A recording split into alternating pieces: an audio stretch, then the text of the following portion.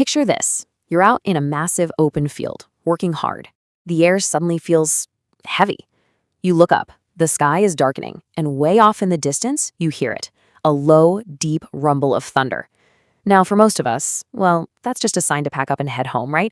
But for thousands of people every single year, that sound is a countdown to a deadly encounter. Today, we're examining a natural predator, something that strikes from above with absolutely terrifying speed and power. But more importantly, we're going to show you exactly how to defeat it. Because the reality is this: every year, lightning turns ordinary storms into deadly disasters. But the truth is, many lightning deaths can be prevented with the right knowledge. It is so easy to just brush off lightning as, just another part of the weather, just some static up in the clouds. But when it actually connects with the ground, it is a catastrophically violent event. But here's the good news. If we understand how this thing hunts, we can absolutely learn how to survive it. Okay, let's dive right into this, because the human cost we are looking at is absolutely staggering. Take Bangladesh, for example, which literally just declared lightning a national disaster. A full 80% of their lightning victims are farmers and fishermen. 80%. We're talking about folks out in the open fields harvesting crops or out on the water just trying to feed their families. And when a household's main provider is struck down in the blink of an eye, it doesn't just end a life, it pushes entire families into severe poverty. They are forced to sell off their land, sell their livestock, just to scrape by. So this isn't just some rare weather hazard. It is a massive socioeconomic crisis. So what exactly is lightning anyway? Well, first things first, we've got to stop thinking of it as just a pretty flash of light. We need to see it for what it is, a massive predatory force of sheer electrical discharge. What's happening is you get this extreme buildup of electrical energy inside a storm cloud, and it is desperately seeking the fastest, easiest path right down to the ground. And when it finally finds that path, the results are totally explosive. Just to put this in perspective, a single bolt of lightning heats the air around it to a staggering 50,000 degrees Fahrenheit. 50,000! That is literally hotter than the surface of the sun. And when it hits a person, that sheer voltage often travels completely over the surface of their skin in what experts call a flashover. But wait, it gets worse. The danger isn't just the electrical burns. Because the air heats up so violently and so fast, it creates a literal shockwave. Research shows this explosive blast can physically throw a human body through the air, causing massive blunt force trauma and instantly shattering eardrums. It's like a bomb going off. Section 1. The targets. Why rural communities are dying. So why are these specific areas taking the absolute brunt of this violence? Why are places like the open plains and massive Homer basins of Bangladesh becoming these deadly, undeniable hotspots for agricultural workers? And this brilliantly illustrates exactly what we're talking about. If you look at this spatial distribution map, you can clearly see the geography of the crisis. The fatalities are heavily concentrated in very specific rural districts. But you might be wondering, why is it getting so much worse lately? Well, the data shows that climate change and rising global temperatures are literally supercharging our atmosphere. Warmer air holds more moisture, right? Which creates the absolute perfect, violent thermodynamic conditions for severe thunderstorms. Add to that what experts call transboundary aerosol pollution, basically fine dust and industrial smoke blowing in, and it actively alters these storm clouds. It intensifies the electrical charge and triggers way more frequent strikes in these exact regions. But there is a really tragic irony happening here. By clearing away tall trees to make room for more farmland, agricultural workers have inadvertently stripped away their own natural shields. Think about it.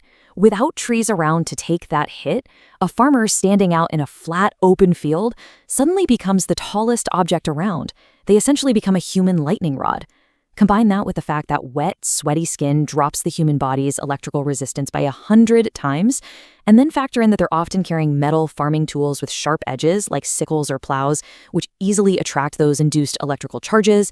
And yeah, it is an absolute recipe for disaster. All right, let's move on to Section 2, the traps, fatal mistakes, and myths. You see, the beast of lightning totally exploits our lack of knowledge. When the sky gets dark, human instinct kicks in. But in a thunderstorm, our instincts are usually completely wrong. Let's bust some of these fatal traps right now. Okay, myth number 1. If it starts raining, I should run and hide under a tree to stay dry. No, this is a fatal trap. The National Weather Service actually confirms that seeking shelter under a tree is the second leading cause of lightning casualties. Because that tree is tall, it naturally attracts the strike, and that electricity will easily jump right from the trunk into you. As the experts always say, it is much better to get wet than fried. Moving on to myth number 2.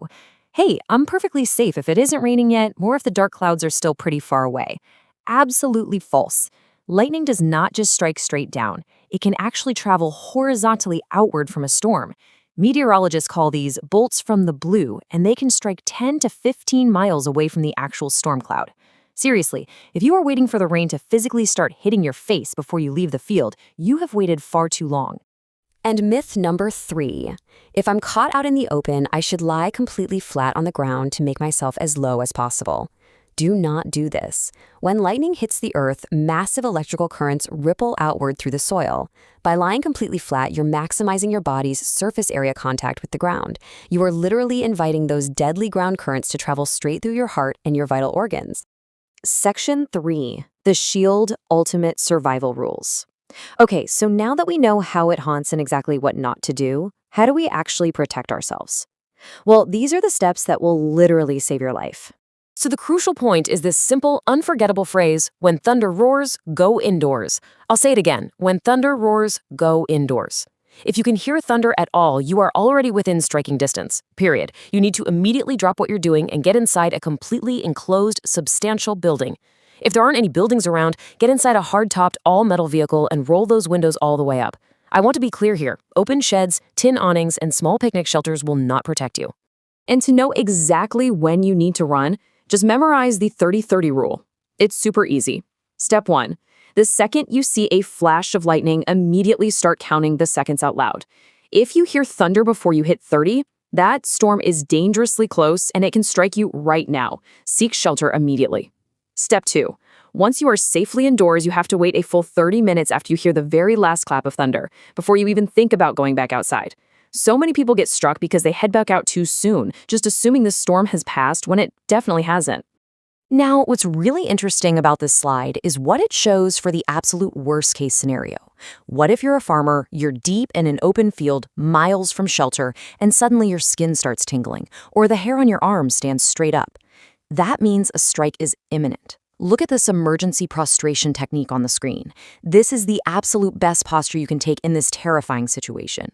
And here is the pure science behind why this prostration technique works. First, by crouching low, you drastically reduce your body height, which lowers the chance of taking a direct hit or a side flash.